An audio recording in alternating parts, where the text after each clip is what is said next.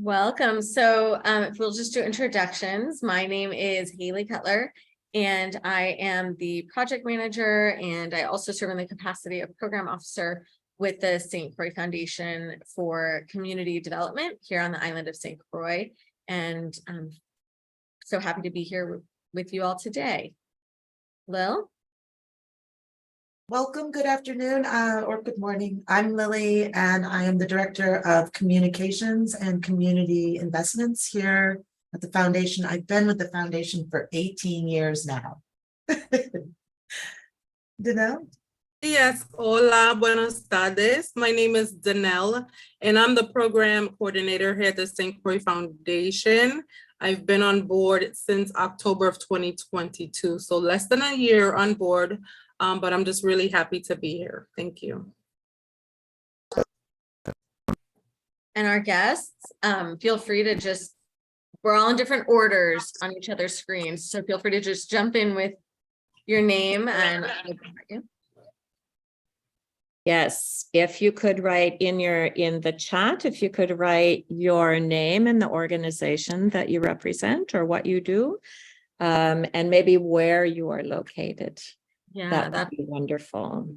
Daniela, welcome. There's an interpretation button at the bottom of your screen. You can choose the language that you want to hear. Para escoger. Okay, great. Daniela, thank you. And shall I share the presentation? Please. Yes, please. Okay. I would love to know what country and region everyone is from. I know we were just putting those in the chat. I saw Jamaica. Who else do we have in the room?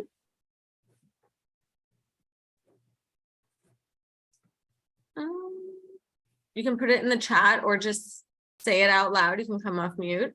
Costa Rica. Marchita?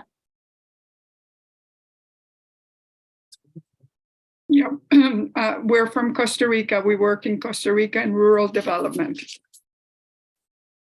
Wonderful. So happy to have you here. And Hella?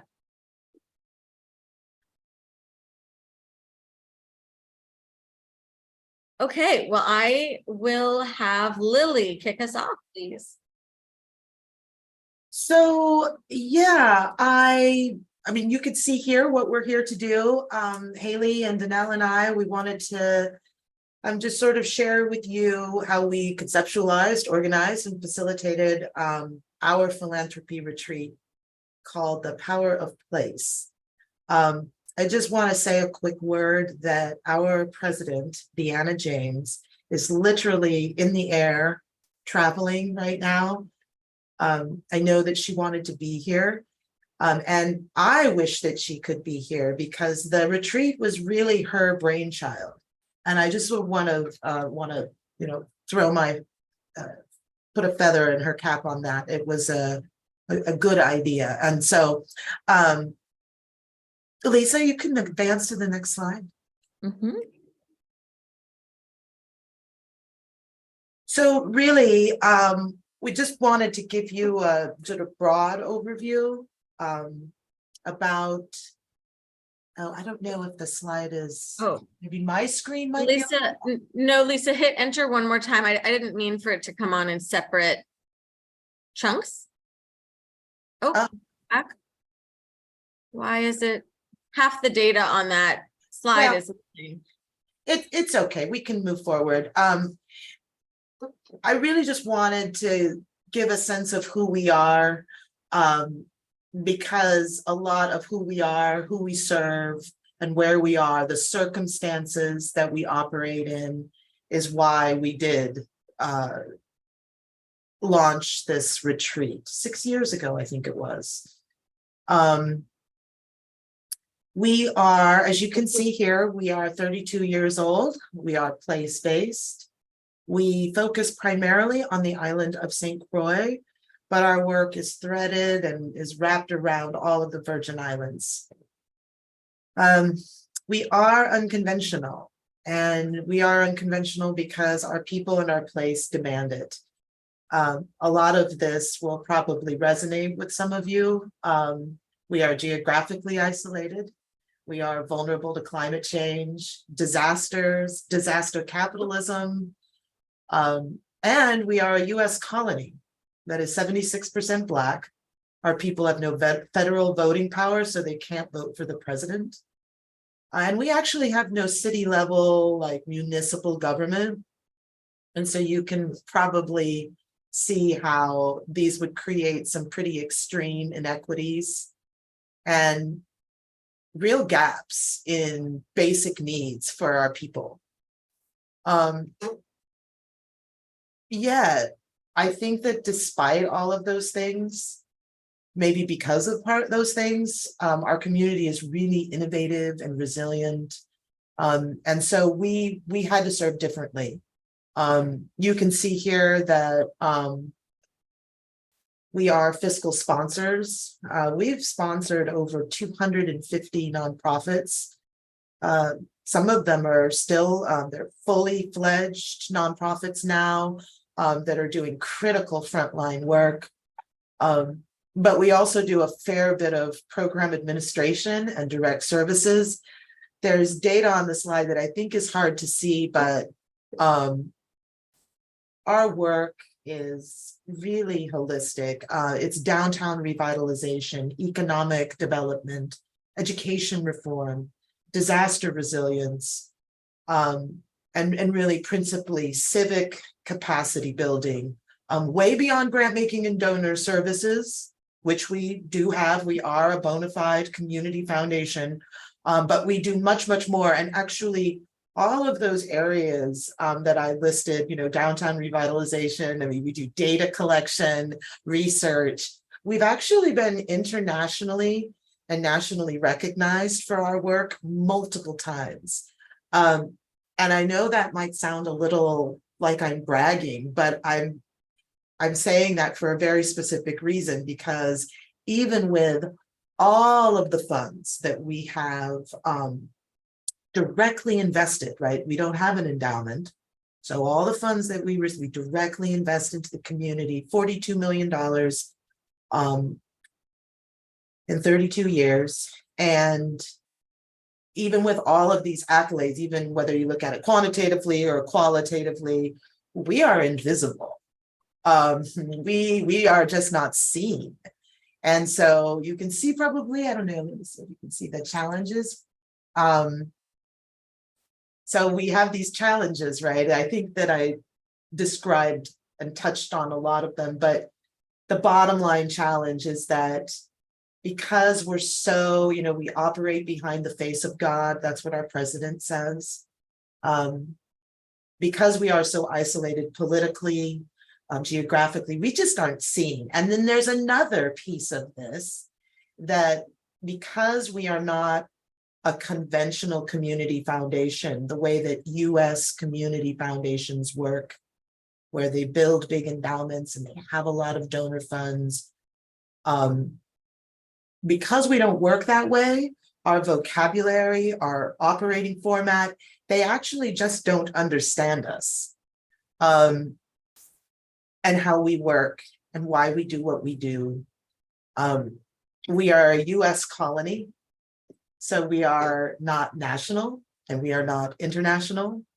It is a really interesting space to be in. And so we really we had to find a way to broaden, right, our reach and our scope beyond these shores, right? We have such a small donor pool. We will not compete with our nonprofits. Every dollar we take is a dollar that one of the nonprofits that we serve wouldn't receive.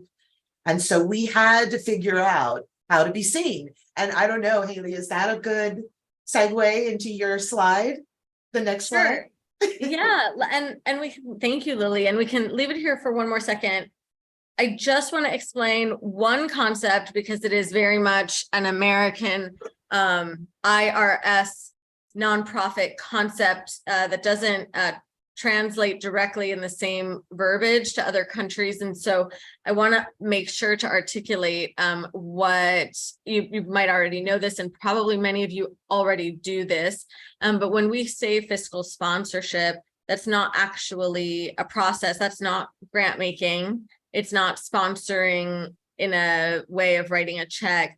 It means that we incubate small grassroots nonprofit organizations or projects among people, usually all volunteer-led, often all volunteer-led, so that they can operate under our 501c3 federally recognized nonprofit status without having to get their own status and have all of the administration that goes with that, which really curtails what a small grassroots organization or group of people could accomplish. So we take on that burden for them. And at any given time, we are fiscally sponsoring more than 20 grassroots, smaller nonprofit organizations that are operating under our 501c3 federally recognized nonprofit umbrella. They have their own leadership, in many cases have their own staff sometimes as they've grown. Some organizations are incubated underneath us when they're all volunteer led. And then as they build capacity and resources, which are more accessible to them, having operated under our umbrella, then they might go off and become their own 501c3 organization. Some choose to live with us for decades, and we just meet them where they're at and support their good work and good ideas in any way that we can. So that kind of sets the table, I think, for you know, who we are.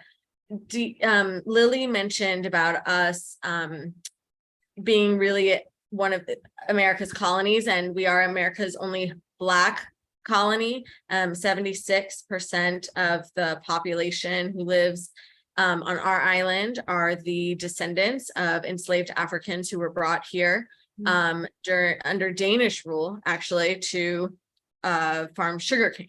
And we have an incredible, resilient, socially vibrant island with many social vulnerabilities and challenges, particularly politically and economically, as Lily mentioned. And we experience something that I imagine all of you experience, which is for years, we were doing amazing work with amazing partnerships, deeply rooted partnerships, where we stretch every single penny, but those pennies are hard to find and harder for us than organizations on the mainland or with a different status, in a community with a different status. And so we would write grants and send them out into the universe, and they would disappear, and we were consistently disinvested in as an organization and as a territory by the field of philanthropy. And so what Deanna's idea was in 2017 was to bring people to our place to help them connect with who we are as a community, as an island, as a place, and help them fall in love. Because if people are in love with you, they are your champions, they are your advocates, they are your allies in rooms that you cannot be in. And it has been a tremendous and an evolving strategy that coincidentally started right before Hurricane Maria. So if you will advance the slide, Lisa. In 2017, as you all probably know, because many people know Puerto Rico was hit. A lot of people can't even put the US Virgin Islands on a map, but St. Croix is a tiny island. When I say tiny, we have 84 square miles. So we are 24 miles long by 7 miles wide at our widest point. And that makes us the largest physically of the 3 US Virgin Islands. Our total territorial population is only around 100,000 people, and about a little less than half of those people live on St. Croix. We are only 40 miles east of Vieques, to just kind of give you a sense of where we are in the world on a map. And our nearest continental landmass is Venezuela. So we are not physically, geographically close to the United States mainland. And for numerous reasons, we feel that we have been chronically disinvested in by the field of philanthropy. So those are some of the reasons those are the problems that we had to solve. So this idea of all for one and one for all is that as a community foundation, we, as Lily mentioned, we don't operate like a traditional community foundation. We view ourselves as deeply rooted partners with all of the nonprofits working in our community. And we believe that philanthropic investment in our place is our job to advocate for, regardless of how those dollars flow. If they flow through us as a conduit, wonderful. If they flow directly to our nonprofit partners, because they have the capacity to manage those funds, great. But we see ourselves as stewards, and we do believe that that what our community needs is investment, and all of us benefit from that. And we serve most often as the conveners. And so this philanthropy retreat is an opportunity for us to bring targeted individuals from the field of philanthropy. So think high level, usually senior program officers, VPs, CEOs, presidents of foundations of various shapes and sizes and focuses from around the country to actually come to St. Croix for a facilitated, curated experience. And it's not a vacation, but it's also not a conference. It's something else more intimate and deeply rooted, and it engages our nonprofit partners. And so we'll talk about that model a little bit. But why did we start doing this? To put St. Croix on the map. Quite literally, when we send out the RSVP, the invitations, we put a map because people actually don't know where St. Croix is, even though they may be serving with our president, Deanna, on a board, right? The Southeastern Council of what is it called? Philanthropy Southeast, the Association of Black Foundation Executives, all these organizations, they might literally sit in a room with Deanna or be on Zoom with her multiple times a year and still not know where our little island is on a map. And so how can they be invested in us if they actually don't know where we are?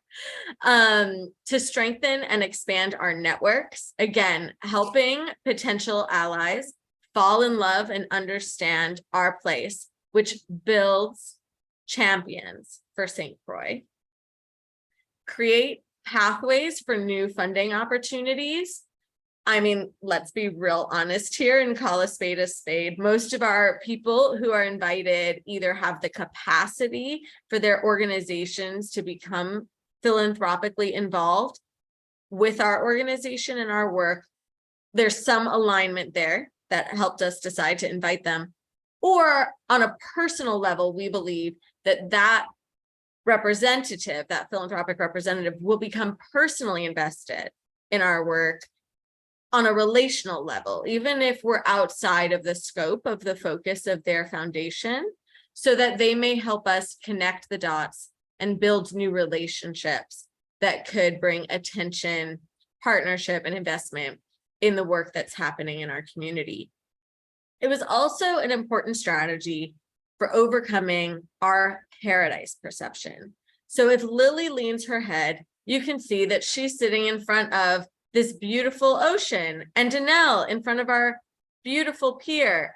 And if people know where St. Croix is, those images are the only things they know about St. Croix. Maybe they came to the US Virgin Islands on a cruise and they got to see the beautiful facade that is made for cruise ship passengers, even though, as you know from your locales, that might be put up with spit and glue. It is the beautiful facade that we create for tourists, right? So they know that. They might not know about the reality of like the building behind me, which is an old movie theater that was built in 1954, but has been sitting in a severe state of disrepair and derelict since Hurricane Marilyn in the mid-90s. 12,000 square feet of space sitting there and rotting that is not being used for community use because nobody has any money to fix it. They don't know about the families still living with blue tarps 6 years after Hurricane Maria, because the response, the federal and territorial response for aid still hasn't gotten to them 6 years later. They don't know about the fact that more than 50% of our children are living in poverty. They don't know any of those things, right? And so they don't imagine that we need help because they only know about America's quote unquote paradise. So that's a paradigm that we have to overcome. But then on the flip side, we also have to overcome the idea that we have to challenge the idea that we're an island of poor Black people, which is also not the facts. We are rich with assets, human assets, social assets, incredible assets that make an investment in our community savvy and smart for the field of philanthropy. Because in a small community, a reasonable investment can make a transformational change. And we are a place of innovation, resilience, and where models can be tested and proven. And so we have to challenge both, okay, it's not paradise, but then it's not this other thing rooted in stereotypes that you might think. And we have to help them learn our truth. Very difficult to articulate in 250-word limit on that grant application. Very difficult to communicate via Zoom. You have to be here to see it and feel it. And that's what this is about. And ultimately, we view ourselves as philanthropic disruptors. We love philanthropy, but we love what the philanthropy is supposed to be at its core, rooted in the love of humankind. We recognize that the field has an equity issue and a justice issue. And we believe that the field has a responsibility to promote equity and justice through its investments. And that requires a little disruption. And we're happy to be rabble rousers. Our nonprofits are wonderful rabble rousers, but you got to come here and fall in love with that rabble rousing. So that's the why.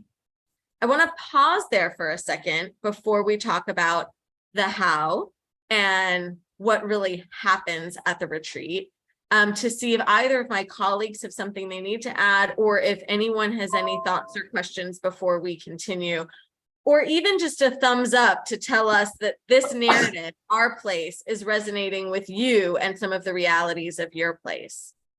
Can I at least get thumbs up about that? Well, I'm biased. Wonderful. Okay, Lisa, let's go to the next slide. So, as Lily mentioned, this has been an evolving strategy. The first philanthropy retreat was hosted in February of 2017. It included the intimate invitation of, I believe, 5 women who were women that our president, Deanna James, had the opportunity to come to know personally through her work with the Association of Black Foundation Executives. And they came here upon her invitation, and we had an intimate conversation. We also engaged them with our cultural realities through curated experiences. And they spent time with our nonprofit consortium members, which is a collective of all of our nonprofits working together and sitting together at the table. And they did fall in love. Those 5 women absolutely fell in love and became huge champions for our work, making sure that Deanna always had a seat at the table where her voice was needed in these national conversations. And they helped us build a list of other folks that they thought should fall in love. And that became how we created our invitation list over the years. The more rooms we were in, the more we were able to build relationships, the more we were able to put that name down on paper and potentially invite them the next year. What a lifesaver it turned out to be that happened in February 2017 for the first time. Because then we were hit by hurricanes Irma and Maria, 2 Category 5 hurricanes that hit our territory back to back within 2 weeks of each other. And because we're so small, and Puerto Rico was also hit by Maria, almost all of the nation's philanthropic response to Hurricane Maria went to Puerto Rico. Even the media coverage. I remember my mom in Florida watching the news about how Hurricane Maria was about to hit Puerto Rico. And the screenshot that she sent me was It's going while over the us. storm was sitting over St. Croix. You could not see our island on the map because Hurricane Maria was covering it. And in the news coverage, the story was about how it was about to hit Puerto Rico, not that it was currently sitting over an island of people whose roofs were being ripped off. And I mean, it makes me emotional to talk about it because this was a tremendous experience for our community. And it was the philanthropy retreat having happened, again, small and intimate that first year, that meant that when it was time for a philanthropic response, those women were able to say, well, hang on a second, what about the US Virgin Islands?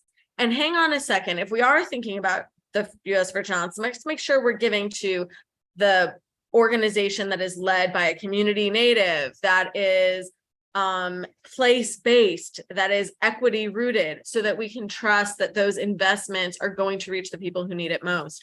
And it was really meaningful and quite frankly helped us get through the philanthropic investments that were stewarded through those relationships, helped us get through because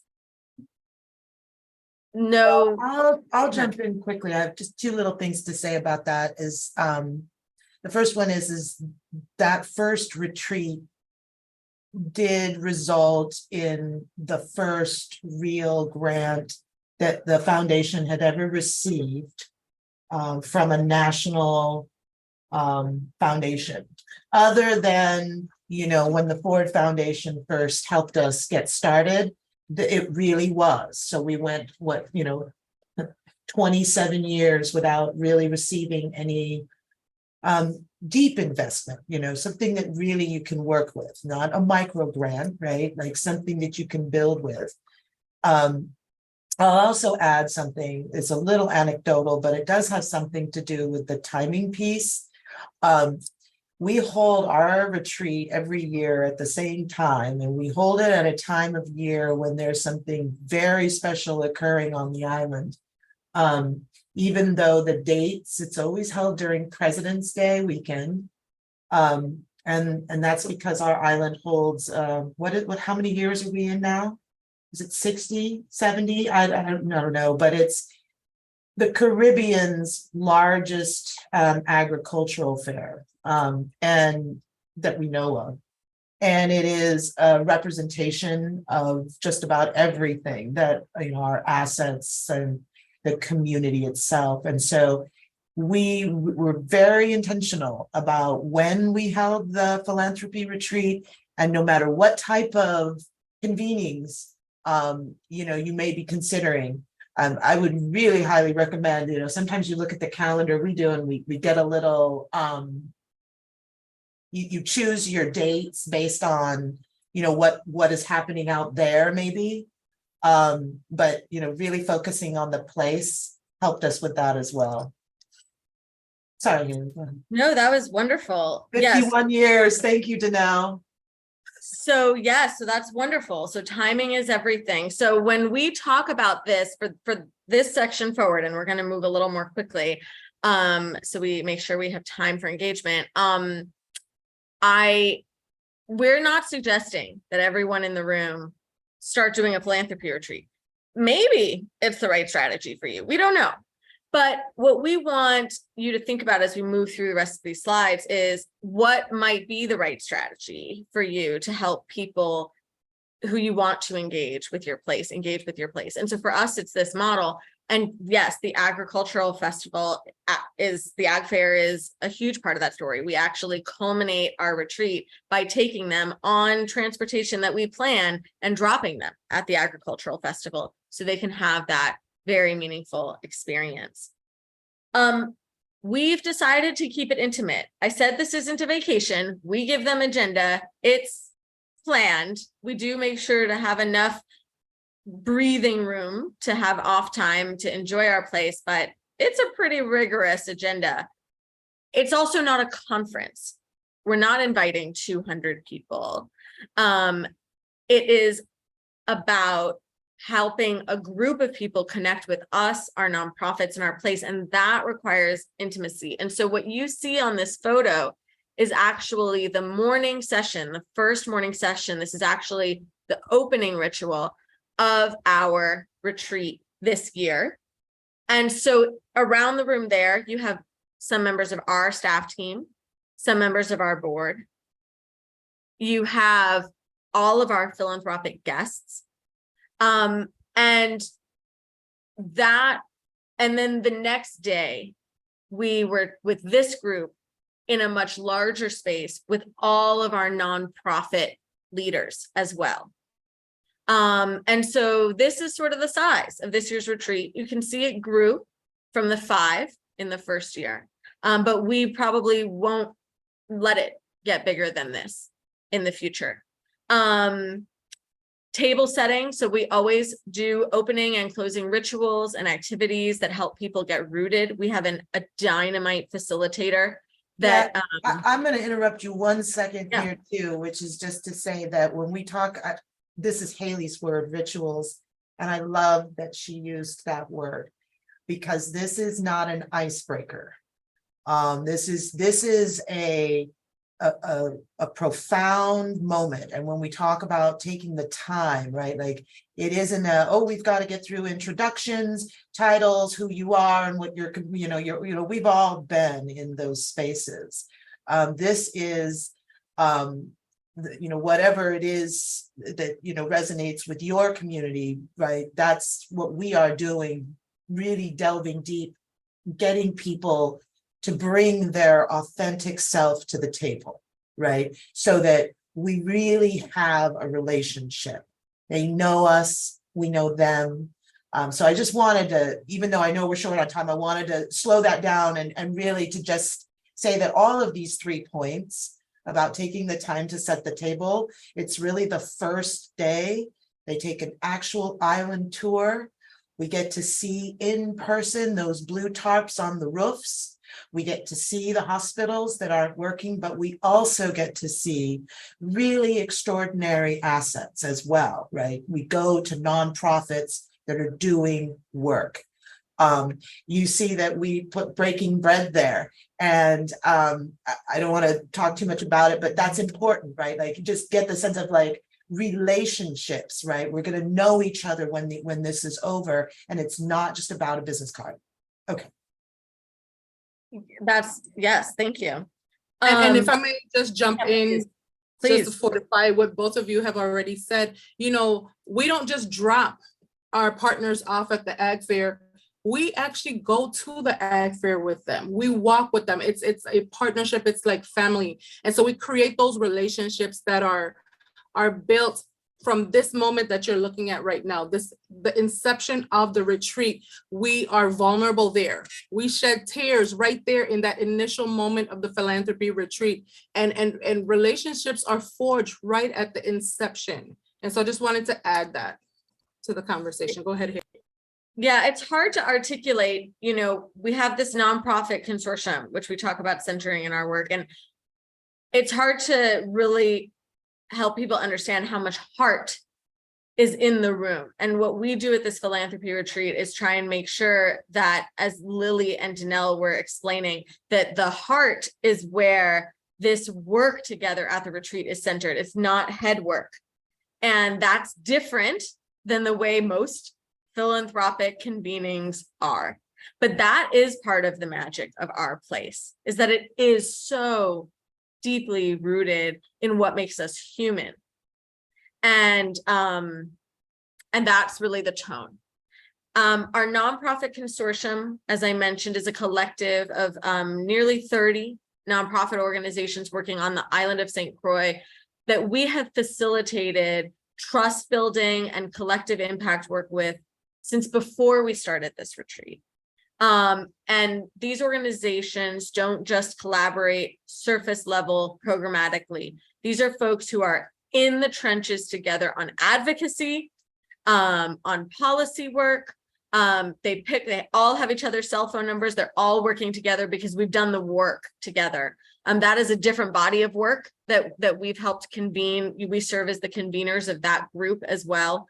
And we really invested again in this heart-based, trust-based, human-based collaboration building that is not a superficial level of nonprofit networking. And those nonprofits and their work, they are centered as sort of the stewards of our community, the representatives of our community in this agenda. Making space for meaningful guest contribution and time to connect. We're always really good on the agenda about guest contribution time. Sometimes we do forget this second part, the just a little downtime for people to connect more informally.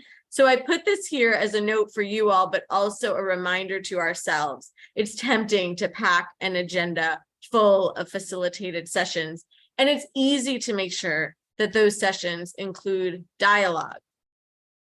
But people need time to just be people with each other from different walks of life and still be together in the room. So it can't be unagendaed time, but it also can't all be formal time. And that's a part of the recipe. And then I want, before we go to the next slide and show a video, I want to talk about the logistics and keeping it real with the logistics. So Danelle, if you could just take 1 minute, literally, to talk about some of the choices you made. Sure. Thank you so much, Haley. So from the inception, the logistics, as many of you know, logistics begins before the actual event. And so we chose to set the tone in our communications. The way that we communicate via email gives them an expectation of, okay, this is not your average, like you said, conference, or this is not your average convening. There's something different about the way that they're communicating, the way that we create subject matters. Welcome home to St. Croix, when they RSVP to the invitation. And so we were deliberate in making choices around things like that seem really minor, but they're really important, like food choices. So we chose not to have, for example, continental breakfast with eggs and pancakes. We made sure that down to the very things that they're eating, number one, we tried as best as possible to have the food sourced locally if possible. So we would, hire caterers that source foods locally from local farmers, etc. Also, just the different ways to communicate, to transport our guests. In St. Croix, it's a little different. We don't have mass transits. We don't have an Uber system, right? We have the local taxi drivers on island. So we made sure that, we contracted with the local taxi drivers, one that's, enthusiastic, one who knows the history of the island, so that when they're being driven, they're getting a little education about the island as well. The hotels, the placement of our guests. We don't have a lot of hotel rooms on island to place people. And so we had to be very strategic, and we decided that we weren't going to put our folks in a fancy resort on the beach. We decided to put them in the heart of town where they can feel the St. Croix. You have to have an authentic experience. And it's saying that my connection is unstable. Can you hear me? Yeah. Okay, perfect. All right. And so that was very important for us to create avenues by which folks can have authentic experiences. They can experience with smell, with feeling. We contracted with local steel pan orchestras. We gave them the full experience. What do the people do? What do the locals do on island? We did the same for them. So that's just my little takeaway. Haley, back to you. That was wonderful. And those decisions carry over into what kind of tour you do. So we did our tour on that taxi bus, nothing fancier, with one of our nonprofit partners who specializes in heritage and nature tourism, who's a Black historian herself, with the microphone talking about sometimes the family that used to live in that house that we just drove by, or these ruins that are the old hospital before the new hospital that is also condemned, right? And that feeling is really, really important. And just thank you, Janelle. She did an exceptional job. I really do have to give Janelle a lot of credit. The logistics of this kind of endeavor, folks were with us for 3 or more days, coming from all over. It's no joke, you guys. And Janelle did an amazing job of people moving, entertainment planning, communication. And so just want to say thank you for that and the choices you made. Next slide. So I just want to say, I think we have time for the video, but probably not the rest of the slides because we need to give the interpreters a break. And I really do want to get into small group conversations. Okay. Would it be possible to show the video and then in breakout rooms be able to speak on, in 2 smaller groups? So that the participants can also be asking you questions and Yes. talk more about that. If we could, we can show the video, Lisa, and then if we could just advance to the last slide as maybe the prompts or the food for thought for the conversations. I think that the takeaways. Before or after the video? Do you want that now or after? Yeah, let's look at let's look at the last slide and we can put it back up. We can skip the next one. Oh no, CCA. Okay, lessons learned. The one little plug I want to give CCA. Okay. The one little plug I want to give CCA, there was another slide there, is we were part of the CCA learning exchange cohort. One more slide back. One more back, and this is our learning exchange. Oh, so that's Alicia and Jerry. Yes, Jerry, just to the right of Deanna, then Felicia Lucky from Black Belt Foundation, and to their right, our bonus edition, Lirio Marquez from BXS. This group has been involved in a learning exchange funded by CCA or supported in part by CCA as thought partnership around what place-based organizations like ours have in common, even though our communities might be very different on the surface. Appalachia, Kentucky is a poor rural white community on the mainland compared to our mostly Black Caribbean island population, right? But our organizations have so much in common in terms of the way they were situated. And we were able to use this retreat as a way to highlight and center that conversation and the concept that, like the people in this room right now, you're probably hearing a lot that sounds like your place, that our places have more in common than you would think. And our organizations similarly have so much to contribute to the field. I'll show the video now, Lisa, and then we can just leave the last slide up.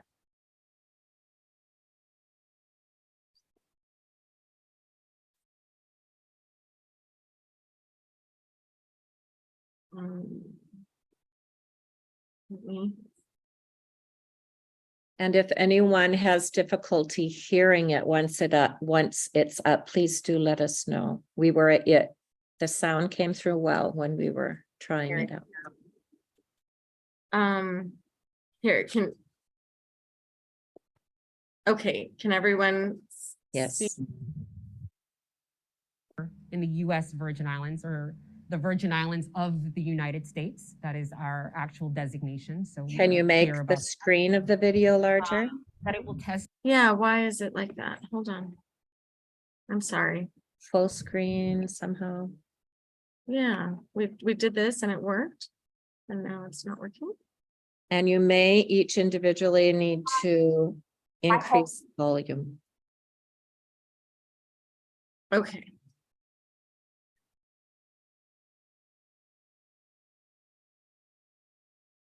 Share screen. This screen.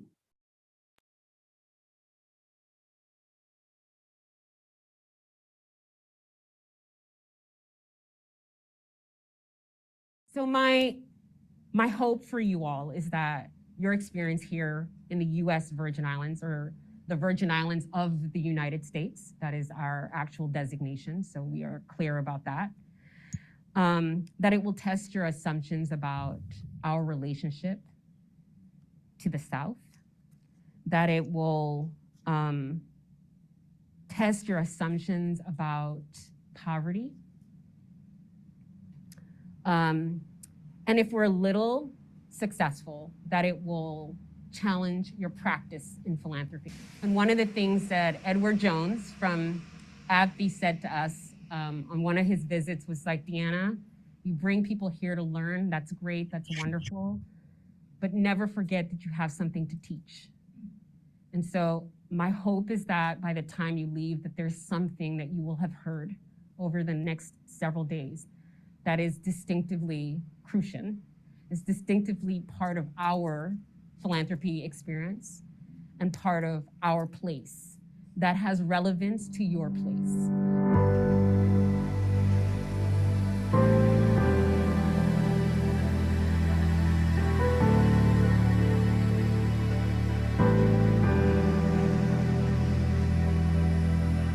I'm learning so much at this retreat about the power of relationship. I've had an opportunity to bond with peers from all over the South and now all over the greater diaspora of the Southern United States. And what I'm learning in particular is just how similar our conditions are across all of these places. To the story of Haiti in many ways.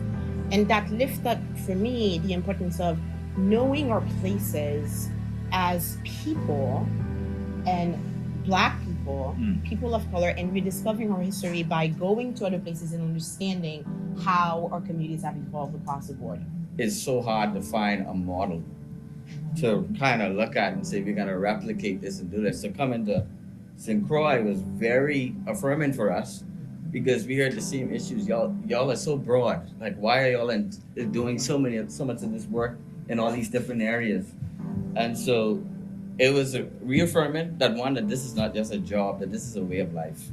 And it gave me confidence that we are on the right track.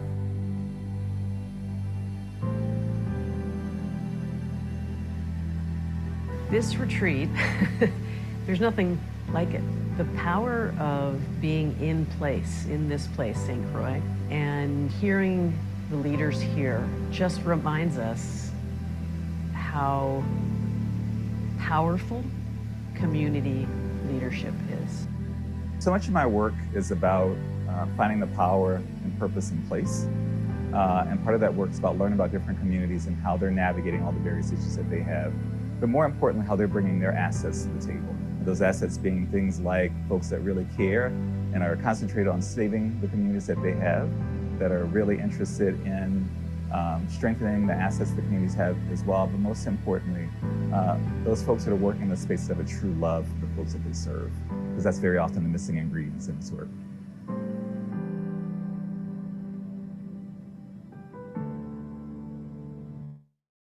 That was beautiful.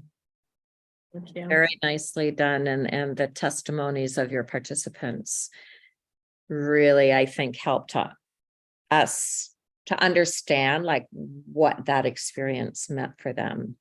Thank you. Thank you. So if we could, Lisa, just put that last slide up maybe as a prompt for discussion. Okay. Again, we are not sitting in this room advocating that you necessarily use this exact same strategy, although maybe you want to. Is it This yes, one or the next one? Yep, no, that one. Okay. But our takeaways, our lessons learned from this strategy is that experiential learning as a strategy for stakeholder engagement is the win. Is it a philanthropy retreat or is it something else? But for your place, but experiential learning, actually experiencing it, was the magic recipe. We have raised more money through these relationships than we have in the foundation's history using any other strategy when it comes to philanthropic investment. Over $8 million has been stewarded through in the territory through these relationships, probably closer to 10 million at this point, some coming through us, some going straight to our nonprofits, but through relationships built through this experiential experience over the course of since 2017. Nurturing understanding about the consequences of chronic disinvestment and marginalization from the field of philanthropy, helping these folks see that there is a cost to your disinvestment and there is an opportunity for justice with your investment. highlighting the power of the civic sector, the nonprofit sector as stewards of change, because that's what everyone in philanthropy cares about. And centering place-based philanthropies like ours, like your organizations, as the experts on community. We know our communities best, and as the conduits for innovative and equitable philanthropic investments. So going into our breakout discussions, I would love to have a conversation about what this all feels like and means to you all. What could be that? What are your challenges? Who are your stakeholders? And what could be that experiential thing that works for you? Well, what are some of the ideas and questions that are coming up about having a retreat like this? Conchita, what was your biggest question as you heard these ladies talking about what they were doing? Yeah, it was actually about the initial engagement and how to present that.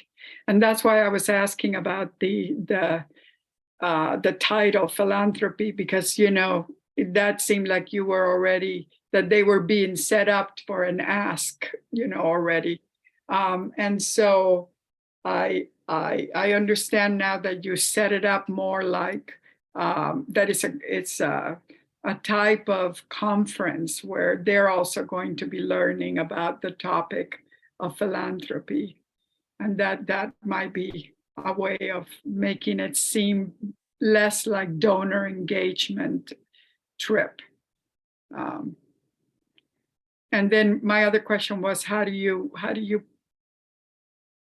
balance the cost to them? Do they pick up the whole thing, or, you know, how much do you have from your own organization to subsidize? Yeah, and that was the part where we didn't get to finish. So I just will say the cost thing is real. And the first year we paid for the entire cost of convening, but not their travel costs. So we set up their hotels for them, but they pay to get themselves here. That is still true that they pay to get themselves here. But now that it's many years later and there's a buzz, and now it's not us begging people to come or inviting people to come, but actually they contact us and say, can I be on the list? Now we have them pay a small registration fee. It doesn't touch the total cost. It's only $400, but it's something. And we get a grant. Now that it's a large enough group, more established, we can confidently say they're going to contribute to the local economy when they come.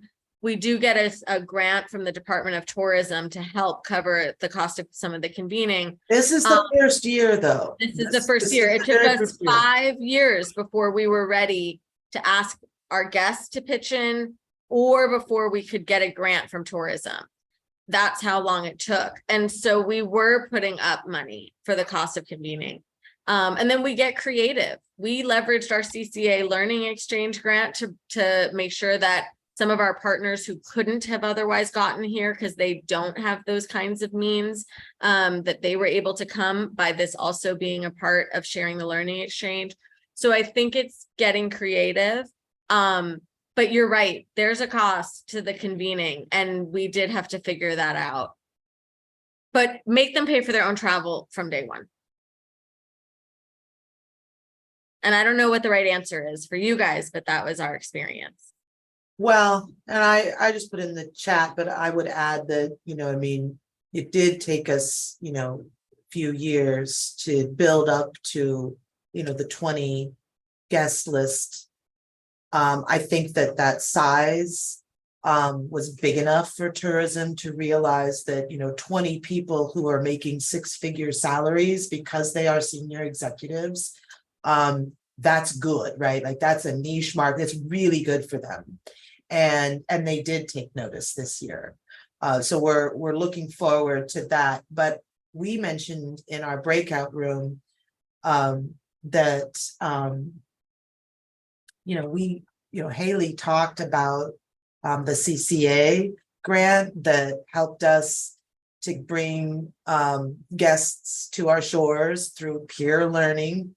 And we also, you know, did a little bit of outreach to help sponsor some travel for really key guests, right? That we needed in that room for some reason or another, and their budget just didn't allow.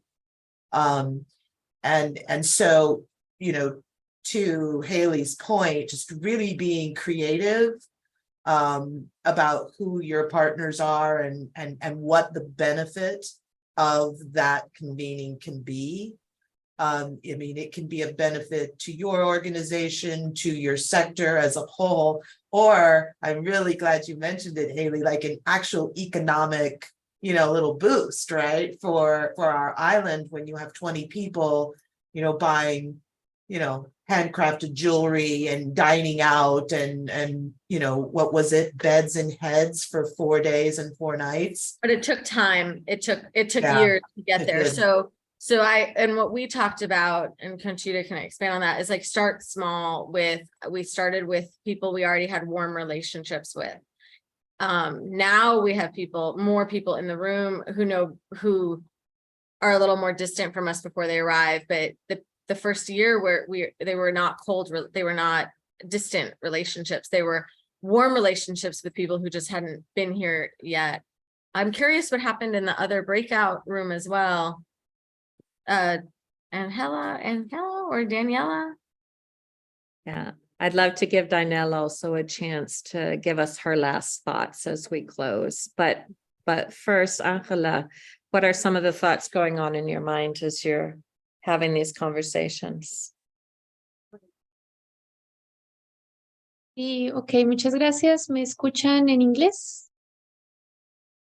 Sí. Bien.